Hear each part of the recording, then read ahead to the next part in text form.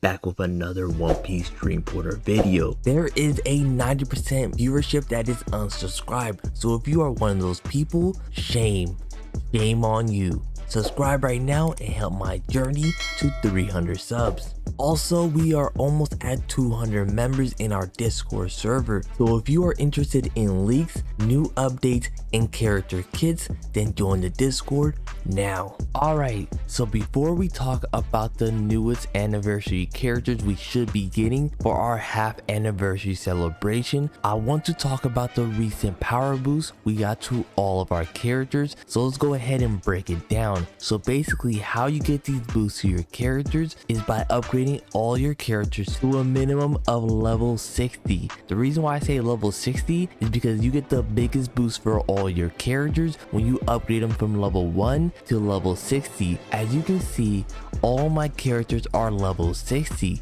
The only characters I have right now that aren't level 60 are 3 characters, and right now I'm working to get them all to level 60. The reason why I say get them all to level 60 and not 75 is because the amount of resources you put in into getting them level 75 is going to be way too much. So I would say focus on getting all your characters to level 60 and then start working on getting your characters to level 75. Trust me, it's gonna make a big boost to your power level and increase the amount of rewards you can get. So now, what's another reason of getting your characters to level 60? This is super important. If you go to one of your characters, for example my Zoro, and you click on the gift attributes level, then if you notice right here, each time you unlock one of these gift attributes, you get 50 gems per attribute. For example, my boy Michael Jackson, if you click his gift attributes and go to this area right here, then you can see right here, every time you unlock one of these, you get 50 hearts. So you get a total of 250 hearts per character. You want to get all of your characters to level 60 because then you can get a lot of hearts by leveling up your characters. That's the reason why before this buff even came out, I got a bunch of my characters to level 60 because I wanted to get a lot of hearts back for my characters. I promise it's going to make a big difference in not only your power level but also the amount of gems you have in your account. So let's go ahead and talk about the newest character that will be arriving in One Piece Dream Porter, and that will be 5-star character Shanks. It is confirmed we will be getting Shanks on September 24th, and he will be a red fighting type unit. So for skill 1, sword dance attacks 5 random targets, each causing single target damage and applying rend. His skill 2, domineering hockey, causes damage to a group and releases domineering hockey with a chance of making the opponent unable to move, unable to change positions, and unable to recover health. I want you to understand how exactly broken this skill is going to be. Right now, some of the best characters in the game are Rayleigh and Vivi. So right now, not only making characters unable to move is amazing, but also making characters unable to recover health is so vital in the current PvP meta. That's why this skill 2 is absolutely amazing, and if it stays as is, it's going to be absolutely broken. His skill 1 is also really nice because it has some really good skill 1 damage and applies rend, something we need to see what it does later on. But it's definitely going to be a debuff, but we just need to see what it's going to be. His secret skill, or what we call an ult, is called Divine Evasion, and it costs 150 rage release, directly kill the opponent, ignoring the damage reduction, and can choose the back row. Oh my god, he literally has a one-hit kill move on anybody, and he can choose anybody, front row or back row, it doesn't matter. This is absolutely broken, man. This character is really good and I cannot wait to try him out.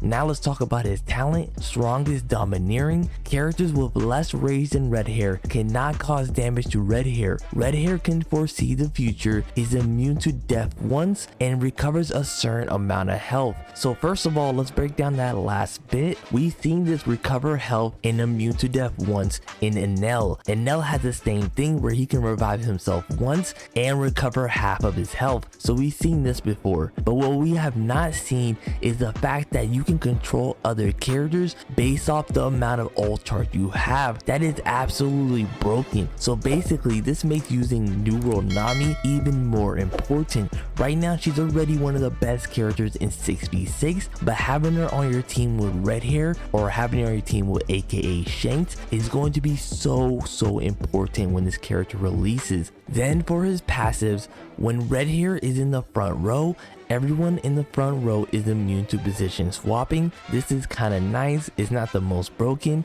but in comparison to the rest of his kit is really good. Then his passive 2, red hair skill has a chance to absorb the opponent's anger. Now this is what's going to make him over the top. He's already really broken as is, but the fact that he can absorb the opponent's anger, which is the opponent's ult charge, is going to make sure that his talent is even better than it currently is, and it's going to let him control the enemy units even more. So this is amazing, not even including the talent that he currently has, but the fact that he can control the enemy's ult charge so that he cannot ult when they want to is going to be super important for PvP meta. This character looks absolutely broken, and on September 24th I will say that he's going to be a must summon unit and a character everyone should target once he comes out. Now the other thing I want to talk about is there's 2 characters that are actually going to be released for half anniversary celebration. Shanks is not actually going to be a half adding unit, he's going to be the precursor. So he's basically going to be a unit we get right before half anniversary celebration starts. So who is going to be those featured units? It looks like Doflamingo is going to be one of the units we potentially can see for half anniversary. His kit looks pretty solid. Let's go ahead and break it down real quick. Now this is a leak, so it's not confirmed, but skill 1 is going to be bird cage, open release cage, open absolute collar state, continue 3 rounds, increase speed, damage per life. Now the translations are not that great. It's because this is a leak, so when the character actually does get released we'll have better translations, but it looks like some type of continuous damage that increases your speed and damage per life. His skill 2 is going to be cutting line, 50% damage to enemy group and 50% damage per turn. So this is going to be an AoE attack and it doubles damage during cage reading. So I think basically this has to do with either his talent or during skill 1. If you use skill 1 into skill 2, it increases the amount of damage it does every round. And then his ultimate skill is called 16 divine shots. The other side reap the damage. If the damage is caused by spiny blood, exit the damage for the same amount of directed informed damage. It looks like some type of AoE damage that has extra damage on top of it. This is basically a loose translation of his entire skills, so we need to wait and see what his passive is, because his passive is going to directly impact his skill damage. But I just want to talk about this because this is a potential character for half anniversary. Now who are the other characters that are going to be potential characters for half anniversary celebration? One is going to be Blackbeard. So if we go by the schedule that's posted up here, it shows that for half anniversary right here is supposed to be Blackbeard, who is going to be a purple character. Now if you scroll down and look a bit further down here, it shows 6-star Whitebeard. Now the reason why I bring up Whitebeard is the fact that Whitebeard was supposed to be our October unit, because we got a leak a while back. We could be getting Blackbeard highly likely, but we could also be getting Whitebeard pretty early because they might change up the schedule release. If you want to see more about the leak schedule of upcoming units, I highly recommend you check out my leak schedule video where I talk about all the upcoming units in One Piece Dream Corner. Now that's pretty much everything I want to talk about for today. What character are you most excited about? Are you excited about Shanks? Are you most excited about Doflamingo? Or are you most excited about Whitebeard or Blackbeard? Man, I cannot wait for these characters to come out. I am most excited for Shanks because that's one of the most anticipated characters I had coming out in One Piece Dream Corner, but Doflamingo is one of my favorite villains in the entire series, along with Blackbeard. I think Blackbeard design and his powers are super unique and I cannot wait for him to come out. Make sure to like and subscribe if you are new to the channel. Join our Discord because our Discord is growing and that's where you get to see all the information posted. Thanks for watching, and this is Gacha Baka signing out.